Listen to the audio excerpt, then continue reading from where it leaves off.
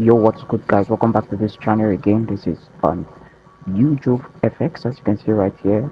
Today we're actually talking about something real quick, and that has to do with entry points on analysis for a for gold itself, that is an XAUUSD. So pretty much this is what the chart looks like. I'm actually going to be making my zones hidden at the point this video is being recorded. So pretty much let's see what we can do right here. All right.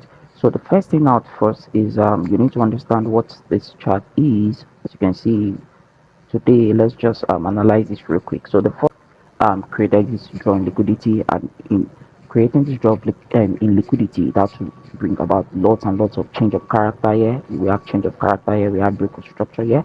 So this is actually change of character. So I'm still going to come back to setting up all of this. You could call it that, but this is a change of character, and we also have the structure there. So the next thing we're having right here is we need to spot our order block. Now this is a very perfect zone for an entry point. Now there are some couple of conferences in which you look out for that sponsors an order block, and one of it is the fact that there must be some buy and stop orders right at that particular key level, which is this. Now, as you can see right there, we have some stop orders there.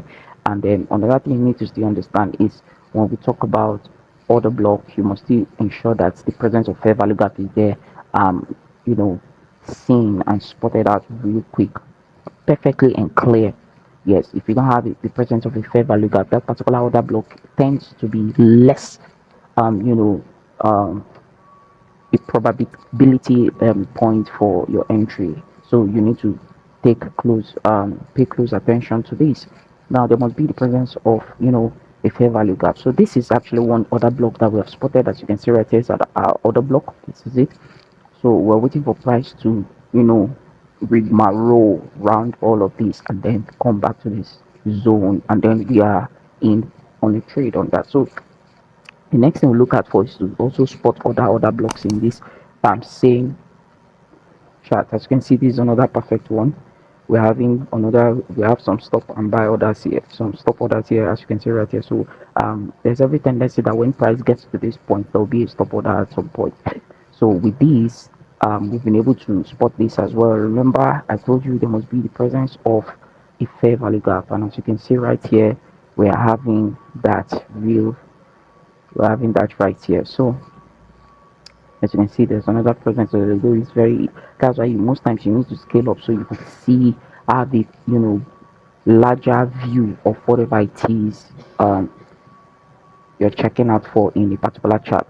That is actually going to be helping you perfectly. So remember we're doing this, and remember we are on a lower time frame. I'm still going to take this to a higher time frame much later, so you see that our confluences are actually in alignment. So this is one of it done. So the next thing we're going to be looking at for, let's take spot at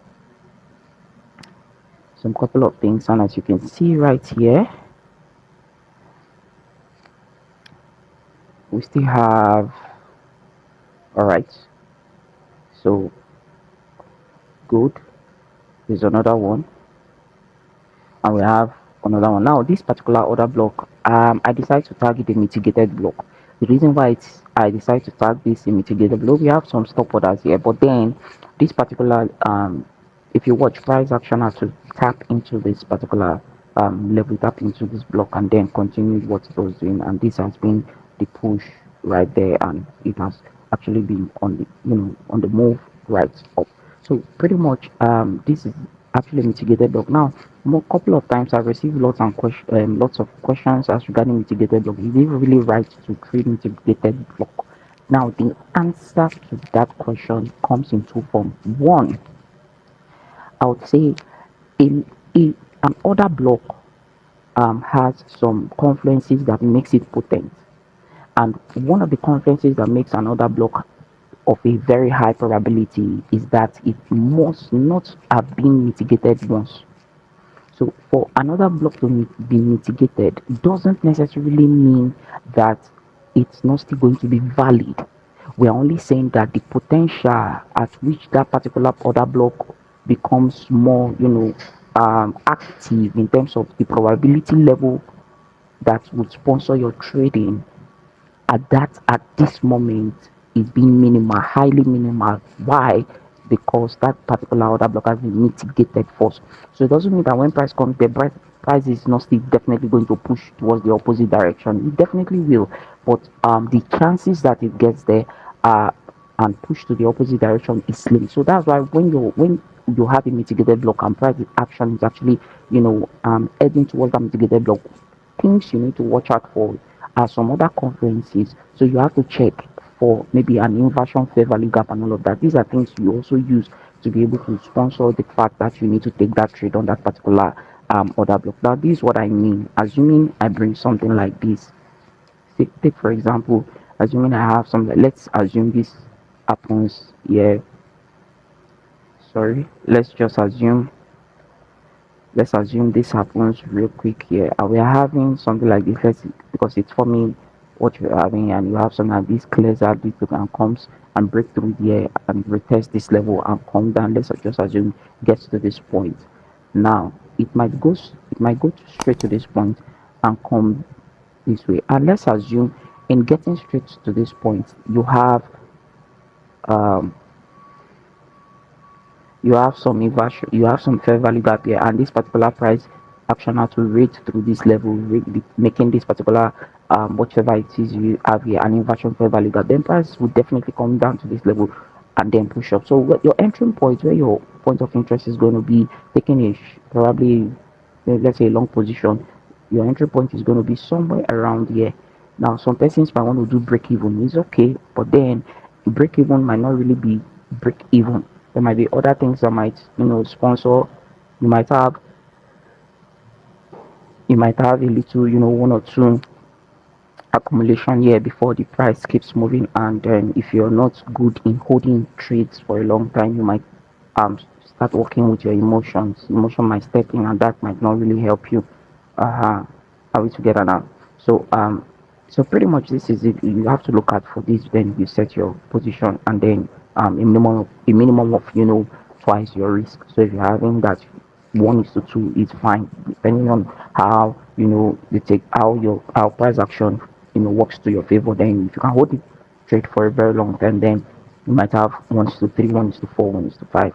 That's depending on like how you're being able to hold trade and how well you are able to deploy your risk management and all of that. So pretty much that's on that. So let's continue with the next stuff. So never minding this. So I think I've done justice to that mitigated block. So the next thing we look out for is, remember, this is actually London session, so I'm waiting for New York section after this point. So remember, on this particular chart I have all of, so I'm just waiting for price action to do stuff like this, and then if it happens to do stuff like this, then I'll be having all of these positions as you can see right here.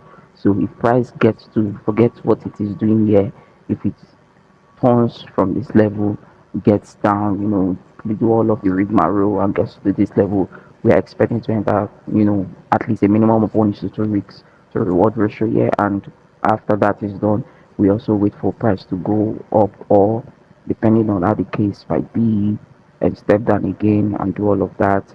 And if it, and continue in that same like down till it gets to this particular point. So which everyone that works, you find out that we are also in profit. So it is either it is coming down straight up to get all of this and all of that. So pretty much these are some things to look at for. So remember what we are looking at is that price does this for us. If it has to first of all give us a change of character here, pull up and then come down here, and then shoot down to this, shoot up.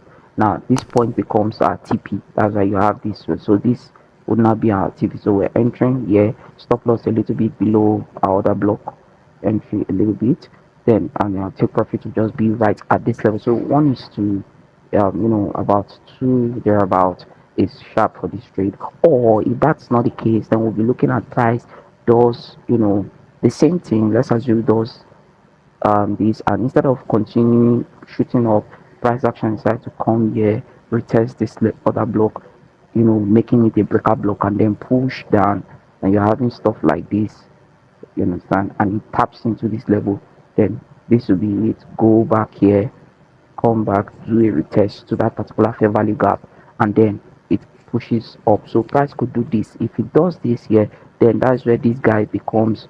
So literally, we are setting in for some confluences. Um, we're having one is to two risk to reward ratio. So we have this, or if price doesn't do this to all of this other block and definitely comes to this particular order block, of course, this particular order block has, the conflict, the confluence roundabout this particular order block is very pronounced. As you can see, our fair value gap is, right there and all of that. Remember, price action as initially, tested that particular fair value gap, but then it's not a problem for it to move up. What we're looking at is, where we're having stop orders and all of that, which is this particular order block here that becomes a, demand zone. So at this point, we have to price might decide to, go ahead and do something like this real quick.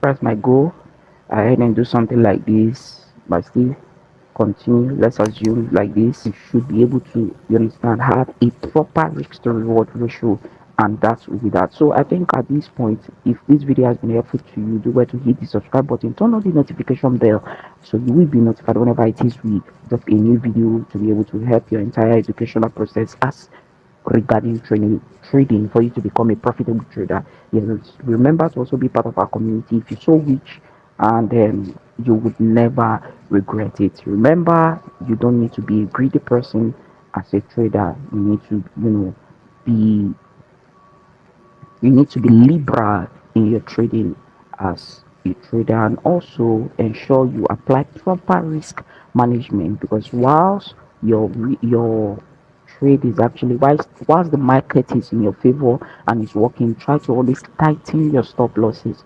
Yes, you don't just leave your stop loss like that. Try to tighten. Yes, and if you are also advised, if you don't know much about holding trade for a longer period of time, you need to also watch this particular video. Yes, take your time and go through this video on this channel, and you would also learn much about that. I'll see you in the next one. Peace out.